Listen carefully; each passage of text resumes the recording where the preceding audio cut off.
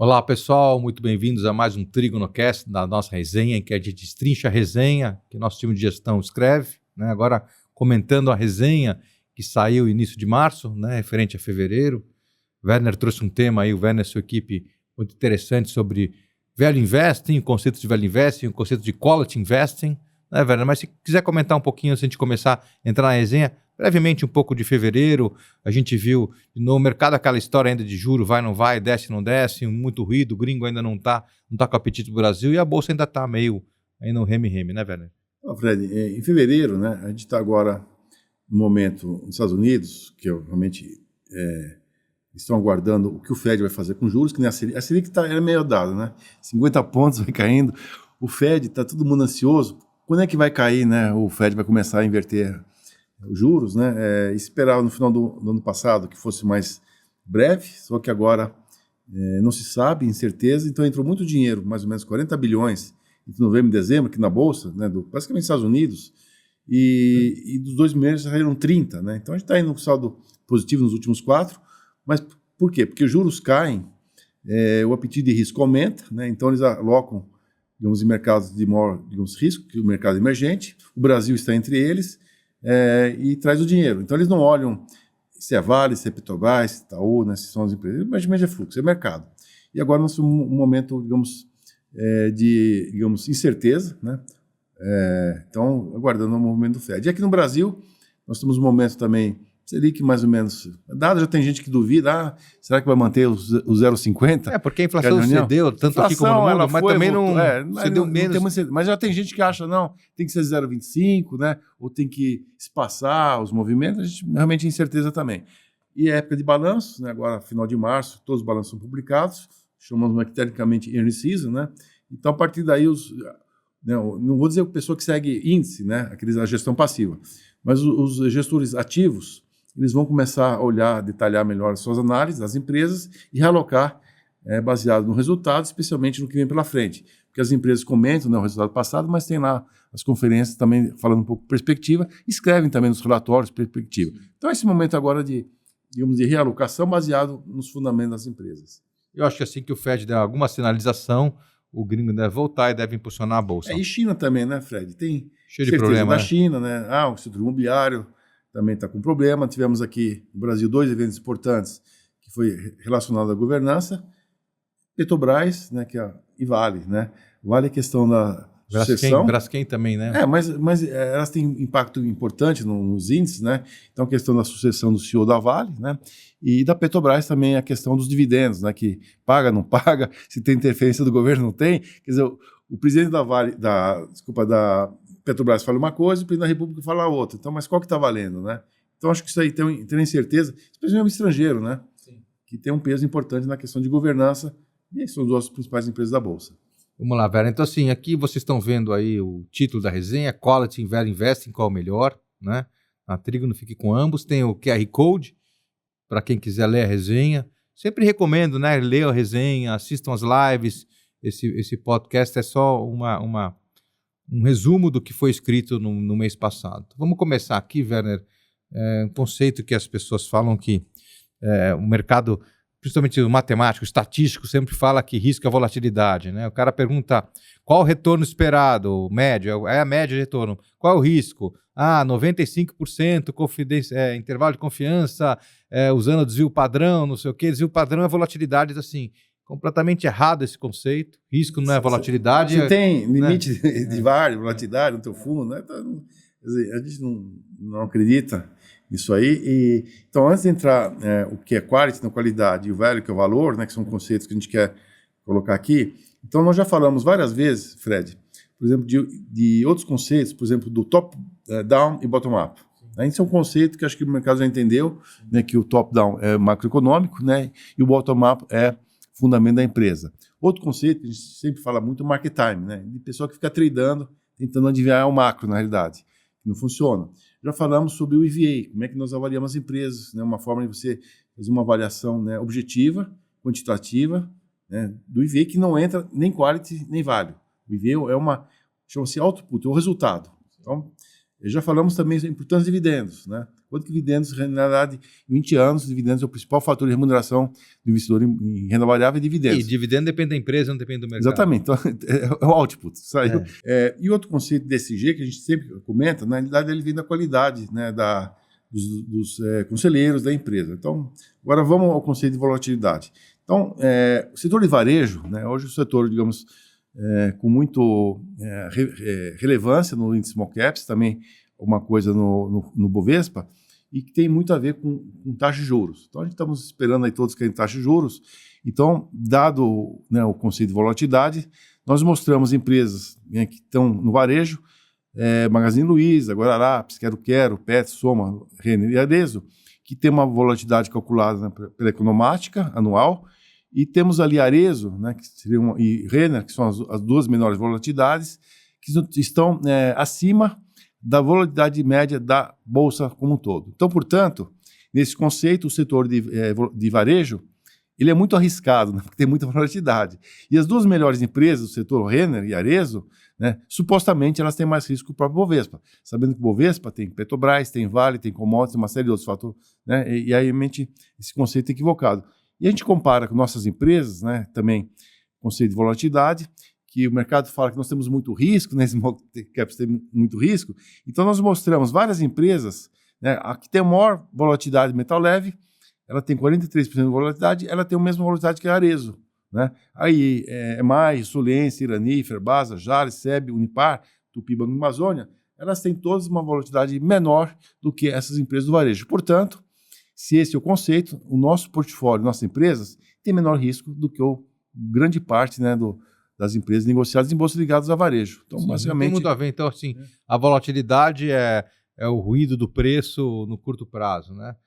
O conceito de value investing é amplamente conhecido, né? O Keynes, né, que era um economista, matemático, né, no começo do século passado, né, ele trabalhou diretamente com a família real inglesa, era um cara que desenvolveu muitos dos investimentos fazendo investimento próprio, né, e até acho que foi gestor de endowment. Conta um pouco por que você trouxe o Keynes aí para falar de value investing? Então, o Keynes ele foi o primeiro gestor na sua época, né, 100 anos atrás, que, como você comentou, ele era um matemático, né, depois até estudou economia informalmente, ele não fez faculdade de economia, mas ele apesar de ser conhecido como economista. Economista do século, né, mas ele não é economista, ele é matemático.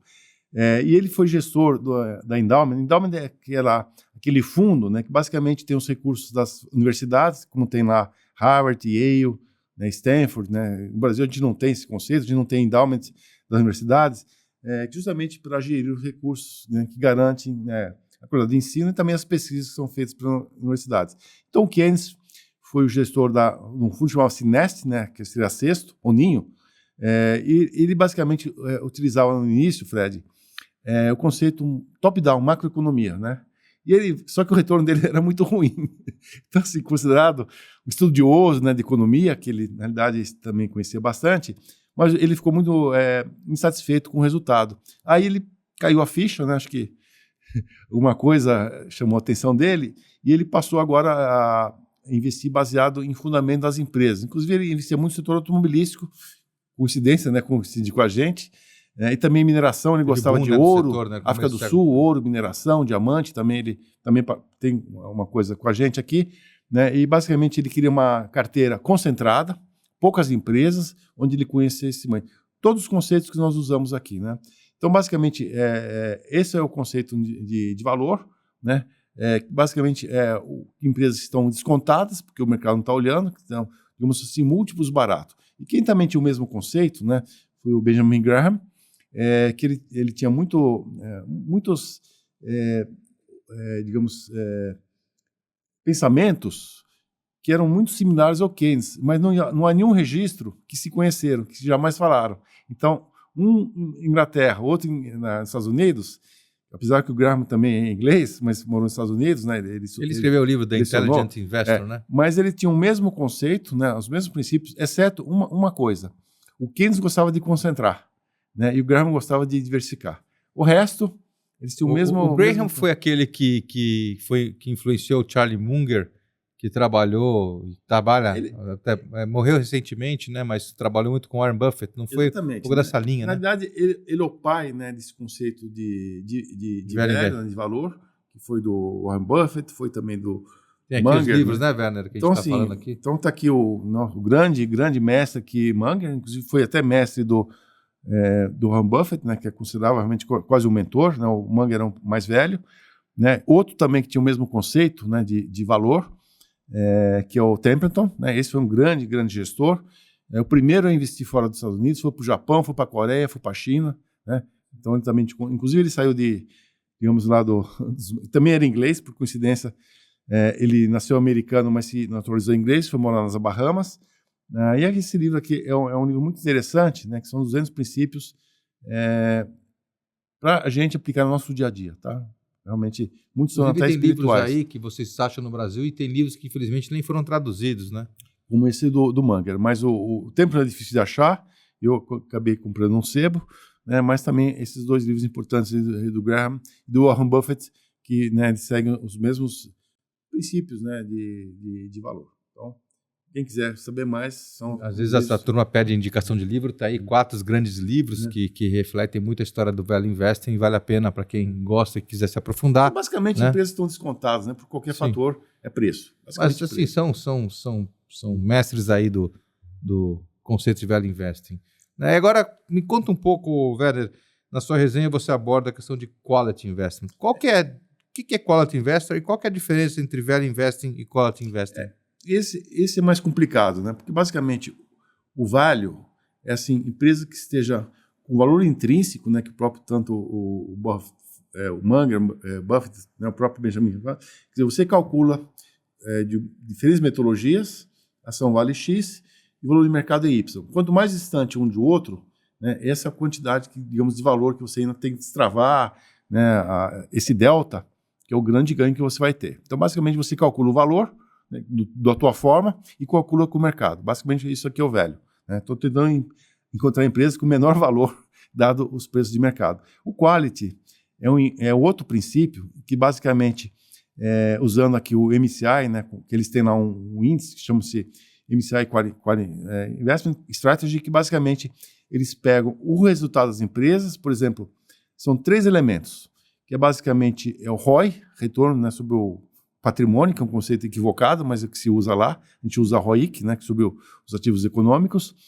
É a volatilidade dos resultados, empresas que têm crescimento dos lucros e que não têm oscilações bruscas, como prejuízo. Então, empresas que crescem de uma forma contínua com pouca volatilidade.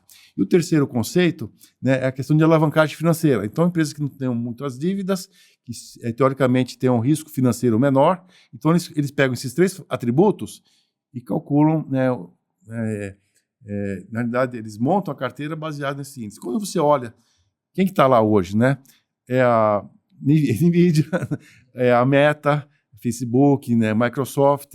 Então, são as empresas que têm um resultado econômico muito positivo, né, um ROI elevado, o lucro cresce, não tem endividamento. Então, basicamente, é um conceito, digamos, quantitativo, né? Não entra no mérito, né? Então ele basicamente pega 3 indicadores financeiros e monta um índice, né? Uma estratégia baseado que chama-se output, o resultado. Só que na verdade, para a gente, o output, o resultado, o ROI, o crescimento de lucros, etc., ele vem da qualidade da empresa, né? É um conceito diferente, porque o índice não tem como avaliar isso aqui. Como é que o índice, a gestão é boa, não é boa, né? Ela tem um nicho, não tem nicho? Então, na realidade, o conceito de quality que nós aplicamos, ele é muito mais profundo, porque nós vamos avaliar os atributos da companhia, que é a governança, que é o próprio resultado, o nicho, o produto, a competitividade. São vários fatores que, na realidade, vão trazer o output. Por que a NVIDIA tem um resultado tão bom? Por que ela vale tanto? Porque foi um negócio. Né? Eles entraram em alguns nichos de negócio, né? A qualidade de gestão. Pegaram o boom da inteligência artificial, que a gente nunca sabe se é mas bolha ou não. Os indicadores é resultado de alguém fez alguma coisa diferente, sim, né? Sim, sim. Que é a empresa, na verdade alguém fez. A empresa tem a gestão. Então a gestão e a governança, na verdade, que vai resultar nessas questões. No longo prazo. Aí você coloca também na resenha, obviamente as nossas empresas elas são conhecidas, né?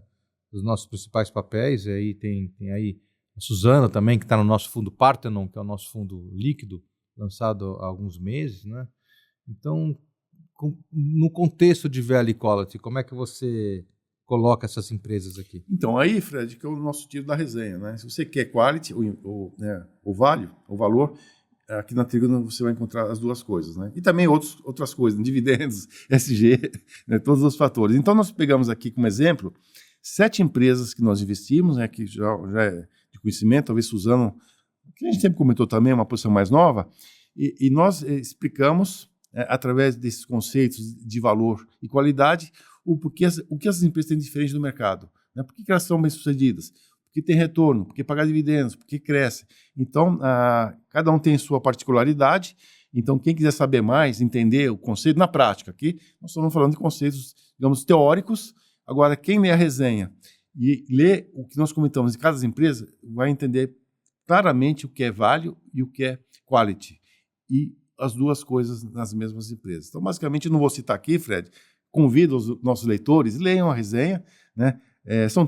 Pelo menos sobre as empresas, é um texto curto, né, de cada empresa, mas a gente explica na prática qual o conceito de quality e qual o conceito de value e por que na Trígono vocês vão encontrar os dois nos nossos fundos.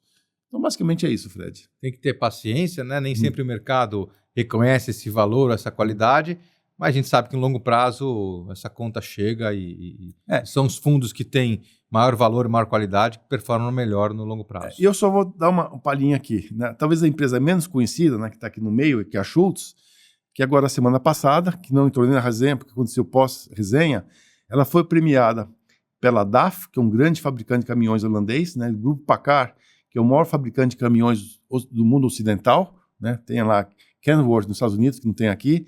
Então a Schultz ganhou o prêmio como o melhor fornecedor do mundo do grupo DAF, estando no Brasil, né?